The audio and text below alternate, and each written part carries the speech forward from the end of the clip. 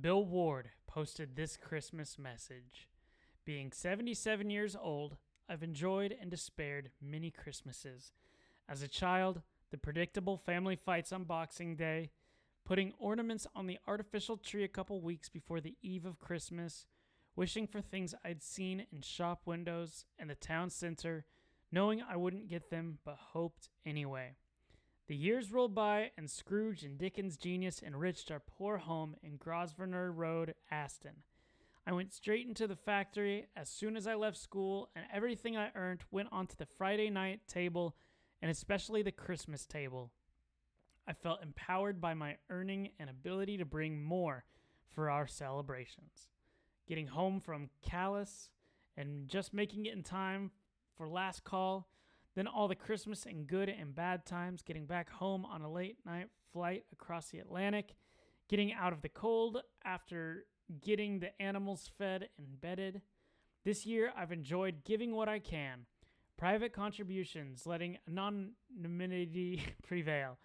Not a word to anyone, and laughing at the new shoes and clothing, whispering thanks, holding back tears.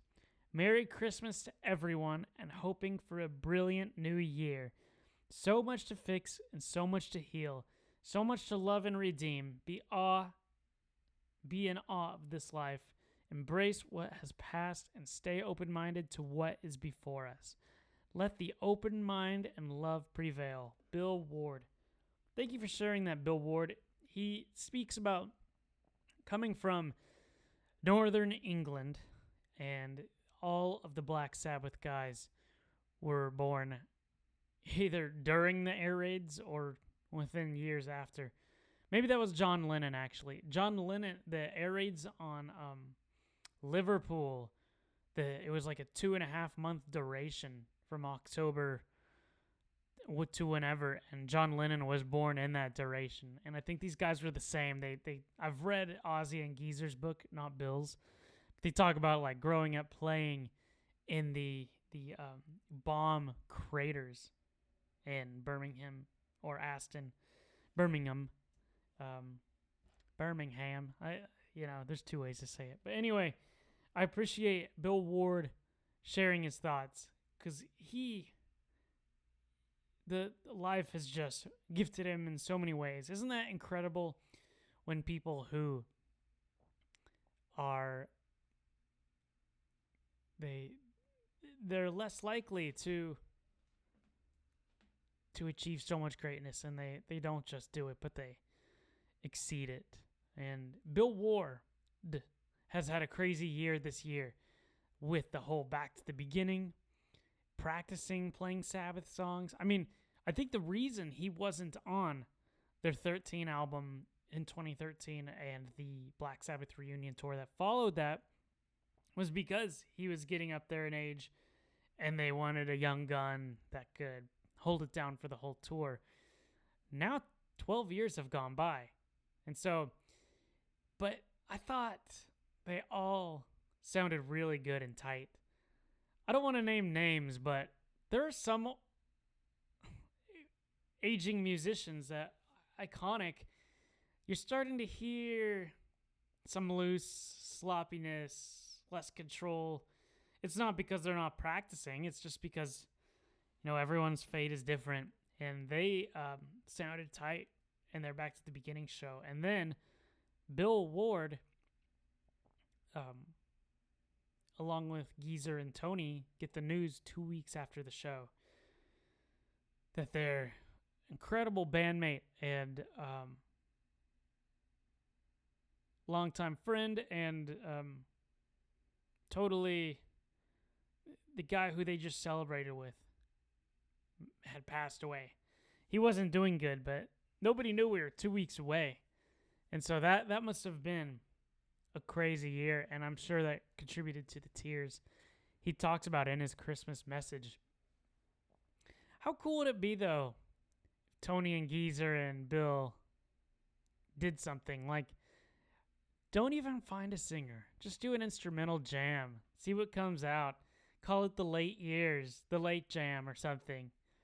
And if it just kind of sounds like Sabbath, and it's just like a drawn out jam where you don't even have to go back and find a chorus. I think that would be cool. Put some psychedelic purple Sabbath theming on the cover. Make it, don't even think about it. Just make like a Sabbath jam. Why don't more bands do something like that? That would be kind of cool, right? So yeah, Sabbath, Bill Ward. They're getting ready for Christmas. I wonder how often Bill Ward sits down and plays the drums and practices. Obviously, he's had a life of doing that. I wonder if that's still like a regular thing. I'm sure this year it was. I'm sure if it I wonder if it will be in his trajectory. He was born May 5th, 1948, Birmingham, England. Grew up working class, industrial environment that shaped Sabbath's heavy sound. Influenced by jazz drummers Gene Krupa, Buddy Rich. This is huge, actually. A lot of people don't realize that, there's this stigma that like rock musicians are just these like high schoolers that sloppily play instruments and make music. And that is the case for a lot of rock. But there's also this hidden like thing behind it where a lot of the ones who succeed have this deeper knowledge that you don't even realize. I mean, you could say like Hendrix didn't go to school for guitar, but when you look at his riffs, whether he learned it himself or learned it professionally, he knew what he was doing. He knew his inverted triads and diatonic patterns. And what I want to say about like Zeppelin's drumming, like John Bonham and definitely Neil Peart and Bill Ward, and they all were into jazz and doing jazz things in rock music within the rock context. You need the knowledge of extra things to properly play different parts of different songs, different ideas.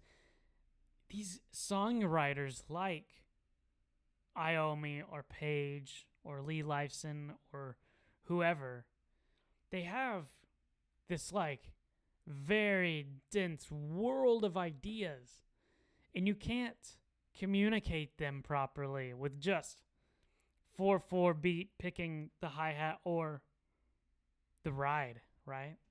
That people don't realize when rock is jamming. Van Halen's another great example.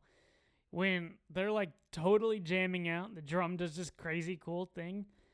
Like where in history, where would you have heard that before? Probably like in the 1930s or 40s, they would have done that fill at some point. And this crazy jazz ensemble, and all these guys are just surrounded by all these drum influences, so they might not have learned them or taken them, but they've learned so many things like it that by the time it's time for them to be an artist, they just have this world of influence, so they might even do something kind of like what the people did, but the way that it feels right for them, their own thing. Started learning jazz drums before moving into heavier rock. This explains so much of Sabbath. Sabbath would not be possible without a heavily jazz drummer. Like, Fairies Wear Boots, I think of as an example. Go listen to Fairies Wear Boots. Listen to the drumming. That is not just a basic beat. He met Tony Iommi, Geezer Butler, and that one bandmate who I spoke about earlier, Ozzy Osbourne, the Prince of Darkness. In the late 1960s, co-founded Black Sabbath, originally called Earth, in 1968. Helped invent heavy metal drumming. Yeah, add that to your resume. Loose, swinging, jazz-inflected feel. Known for explosive fills, ride-heavy grooves, and unorthodox timing. Excuse me. Played a key role in landmark albums Black Sabbath, 1970, Paranoid, 1970, Master of Reality, 1971, Volume 4, 72, and finally, Sabbath, Bloody Sabbath, 1973. Was he not? He was totally in more albums than that. But right here, it just says those 5. What is your favorite Bill Ward Black Sabbath album? I just thought of that question right now. So it almost gives me a reason to re-listen to the catalog. But when people ask me my favorite Sabbath album, I go Volume 4. Just Snowblind and Wheels of Confusion, like those songs are what I was mostly listening to when I got into Black Sabbath. I can see Sabbath, Bloody Sabbath being a contender, and Paranoid is that's the flagship Black Sabbath album. So I don't know. It's really hard to just compare complete greatness. He contributed lyrics, vocal ideas, not just drums. I didn't know that. Wrote deeply personal and emotional lyrics. Rare for drum. What lyrics did he write? Sang lead vocals on tracks like It's Alright. Yes. I heard that song so many times and just like, I didn't even think like, oh, this isn't Ozzy. But I did notice like something about this song feels different. Struggled with alcoholism and substance abuse during peak years. Left Black Sabbath multiple times due to health and personal issues. Returned for various reunions but often clashed over contracts and credit. Did not participate in a final tour due to contract disputes. Released solo material later in life, focusing on introspective themes. I did not realize that. Bill Ward has solo music. Bill Ward, solo music. Let's see. Ward 1, Along the Way, came out in 1990. When the Bow Breaks, 1997. Straws, 2002. The Dark Half Hour, 2024. Accountable Beast, 2015. He's got a lot of stuff. Who's singing and who's on these records? This is cool. Okay. Well, there's something new to check out. Became outspoken about mental health, addiction, and recovery. That's awesome. Achieved long-term sobriety and personal stability later in life. Inducted in the Rock and Roll Hall of Fame with Sabbath in 2006. Widely regarded as one of the most underrated and human drummers in rock history. Brought jazz feel, vulnerability, and chaos into heavy metal. Seen as the emotional heart of Sabbath, not just the drummer. Okay, I've never thought about it like that either. Let's talk about Sabbath. Because 2025 will be remembered as maybe the biggest year for Sabbath since they began, because it's the year they ended, right? Isn't that crazy about rock history? Like, you kind of think like Sabbath like lasted through the 70s, and you think about the 85 reunion and the 2013 reunion, but even the 2013 reunion, it's kind of like it's all been done already. But really, 200 years from now, when historians look at Black Sabbath, the history will read 1968 through 2025. The year we're still in for half a month is the year of Black Sabbath. And that's the other thing. This brings in a whole other point of rock history. I grew up, getting into rock probably in the late 2000s, thinking like it's all in the past. It's all been done and gone. You know who I saw 2 nights ago here in 2025? Robbie Krieger, guitarist of The Doors. I was standing right in front of him. He was on stage when Jim Morrison got arrested on stage. He was there at the Hollywood Bowl when The Doors played. He was, there was one more iconic example I had. He was there for all that, and his whole career led up to, no, that's not even the point. The point is that if rock is really going away, and that these people who are still around that were innovators in the 60s, 70s, 80s, 90s, who are still around, first of all, it's going to take 100 years for all of them to go away, and there will still be new people along the way. I'm just trying to make the point that like rock was not just from right now. It might be easy for people to look at rock as being like the 50s through the 90s, but 500 years from now, it might look like the 50s to the 2150s or something. Even if it fades away, we're not near the end yet. I mean, we still have like 3 generations of rockers still. I mean, I'm not even 30 yet, And as long as I'm here, rock's going to keep going. So maybe we don't have to worry about rock going away at all. Maybe it's just in this new phase. It's hard to see when you're in the glory days, right? Everybody always says, like, you should have been at this city 10 years ago. It doesn't matter what city you're in. Everybody says the same sentence about every city. And I moved to Austin 10 years ago, and everyone was like, you should have seen it 10 years ago. And then recently, I heard someone saying, you should have seen Austin 10 years ago, when I had moved there, and everyone was saying you should have seen it 10 years ago. So, I guess, wow, I'm finding new things through this conversation, but appreciate these times we're in because rock and metal are thriving. There's still thousands of us making thousands of songs and music. We just have to find it and bring the community together. 2025, metal, doom, stoner, sludge, and grunge scenes still cite Sabbath as ground zero. Yeah. You got Iron Butterfly right before them. Helter Skelter right before them. Zeppelin was the catalyst that helped push that sound. But then again, it wasn't really before.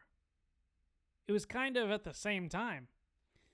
So, yeah, it was just like this sonic production was coming together at the same time that the sound was getting heavier. And that they had experienced life in a heavy way. And happened to think of the perfect name to represent themselves for time and all eternity. Their music proved heaviness could be slow, dark, and atmospheric, not just fast. That's the difference between Helter Skelter, right? Tony Iommi, yeah, what happened there from like 1960, the late 60s to like 1973? It got dark. That was a big sonic change. Their music proved Tony Iommi's tuned down riffs set the template for modern guitar tone. Absolutely. Everything, not just the heavy or dark stuff. Like if you just think of like electric guitar right now, it's like his tone, just like the perfect amount of volume and distortion. Geezer Butler's lyrics introduced darkness, social fear, war, existential dread into rock. This is something you could never get planned from a record company or a label. You could never hire an amazing poet to talk about social fear, war, existential dread, just the natural way that Geezer did. You could do it in a different way, but Geezer was one of a kind and able to combine philosophy and rock music.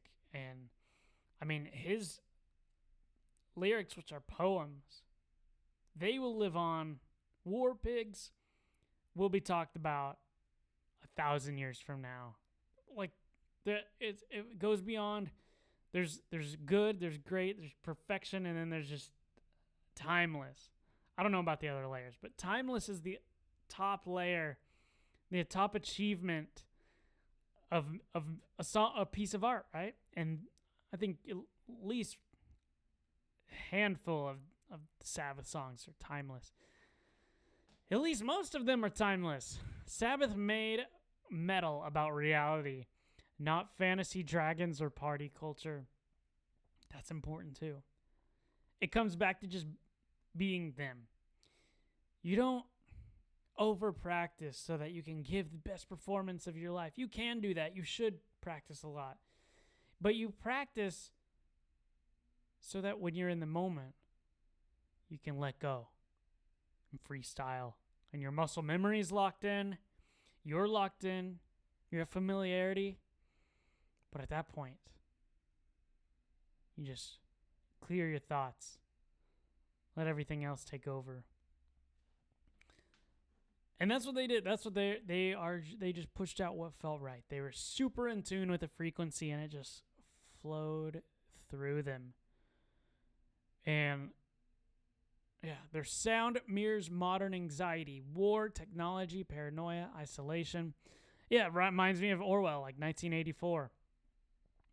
In an AI driven, hyper polished era, Sabbath represents raw human imperfection. Whoa, that gave me a new thought. Could you make almost like an updated Sabbath, including the modern topics? Like a 21st century Sabbath? That's up to someone who has a similar, I don't know. It just has to flow naturally for it to be cool. Nobody can force it. Bill Ward's loose, jazzy drumming still feels more alive than click track modern metal. Yep, that will continue to be a major, what's the word? Ozzy's vulnerable, almost haunted vocals contrast today's overcorrected performances. He showcased that he had a deep understanding of the blues, more than he probably even realized. But the melodies he made and the way he sang it and was able to keep re-singing it live on the spot just showed he was in tune with something. He loved music. He loved rock. He loved blues. It just is so natural. All of those songs are so easy for non-musicians too, to just sing along and it to be this awesome experience. Sabbath's catalog remains culturally relevant across film, games, fashion, and memes. That's another thing record companies would love if they could just plan something like that ahead of time. They'd be making a band every day, but you can't. And that's kind of a similarity with a lot of the bands I like. A lot of rock music that we all like. Rock music is, they're the outsiders, the pirates, right? You can't plan any of it. That's why pop is so popular and easy to keep making over and over again, and why the industry promotes it so much, because that's something they can make. But the Beatles or Sabbath, the Sabbath Back to the Beginning show, can you imagine having more money than God and then trying to put that show together? You would never be able to pull that off because you wouldn't have the timeless artists that truly created what they felt. So, you know, they really bless all of our lives when they all these bands successfully contribute their thoughts and art. Younger generations discover Sabbath via TikTok, vinyl revival, and guitar culture. Yeah, except there's only like one Sabbath song available to use on TikTok. And the Paranoid Live with Metallica. So whoever's watching this, Sharon, if you're watching this, can we get Sabbath songs on TikTok and social media? And if I make a post or talk about this brilliant music, can you stop like striking it down? Because if it was easier for me to post and talk about this stuff, there would be so much more excitement because a lot of other people would be posting and talking about this stuff too. And there would be a whole new generation of fandom, just like how I believe Guitar Hero really cultivated a fandom and a revival of rock. And I wish that social media, with how it's in today, could play even more. I think it's helped a lot for the few songs and all of rock that are allowed and that you can post and you can talk about. I would love to see more Ozzy and Sabbath available to post videos with so that I can super promote them and rep them. Doom and stoner metal bands are effectively still expanding Sabbath riffs. Yeah, that's interesting. I would love to hear these bands, but I just can't stand any of their vocals. How come every band after Sabbath and Iron Maiden decided they need to scream and do pitchless melodies and singing and Dio? Why can't any of these doom or stoner bands just like Pentagram? Don't they? Their singers sings with a melodic tone. I'm so tired of people telling me, no, you're not looking. There is rock. And then they send me a link and then the vocals like have no pitch or it sounds like the Blink-182 alternative rock.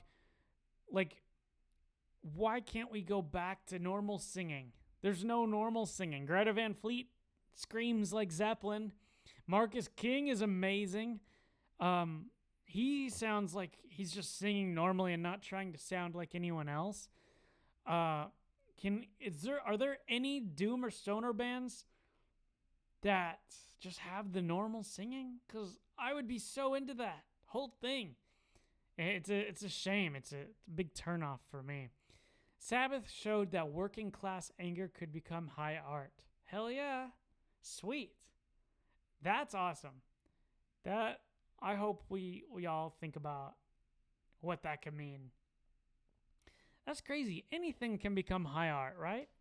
Who's to decide what can and can't be high art? Their music helped legitimize heavy music as emotionally serious, not disposable. Sabbath normalized darkness in art without glamorizing evil. In 2025's polarized culture, Sabbath feels honest rather than ideological. Their albums still sound dangerous, not archived or museum safe. Yet, the only reason they might be more accepted is because they themselves changed society so much, which is just unbelievable. They proved bands don't need perfection. Conviction matters more. And Black Sabbath remains the reference point for what heavy truly means. They are the heaviest band of all time, in my opinion. Don't tell me another band is heavier than Black Sabbath, because just because you do something similar but you tune it slightly down or slightly cleaner modern production or you scream a little bit more, I mean, in my opinion, those don't equal heavier. Those are just as heavy, but I mean, that can be heavy too. That can be raw, but I don't know. Sabbath is just kings. They were the first. They sit on the throne of heavy metal. We need to not waste our time trying to be heavier and just accept it. Those four humans did it first. So how can we take away that they did it and make our own new art after that? Yeah, if you've watched this far, you might enjoy other videos of mine. My name is Alex Goff. I'm in Los Angeles. I'm a rock musician, and I really want to increase the frequency of doing this rock show. I'm going to start doing it a lot, especially after the holidays. So subscribe to stay in tune. Comment what you liked about this little rant.